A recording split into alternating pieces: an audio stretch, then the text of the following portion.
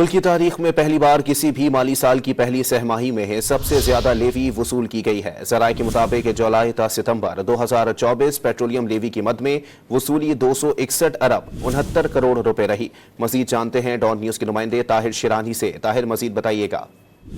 دیکھیں، I am F کی شرائط پر جو وفاقی حکومت کی جانب سے پیٹرول اور ڈیزل پر لیوی عائد کی گئی ہے، اس کے تحت رواں مالی سال کی پہلی سہ ماہی میں جو پیٹرولیم لیوی کی وصولی ہے وہ ملک کی تاریخ کی سب سے زیادہ ہے۔ کسی بھی مالی سال کی پہلی سہ ماہی میں 261 ارب 69 کروڑ روپے رہی ہے، اور سالانہ بنیادوں پر یہ 39 ارب 62 کروڑ روپے کا اضافہ ظاہر کرتا ہے، کیونکہ گزشتہ سال اسی عرصے میں جو پیٹرولیم لیوی کی وصولی تھی وہ 222 ارب 7 کروڑ روپے تھی۔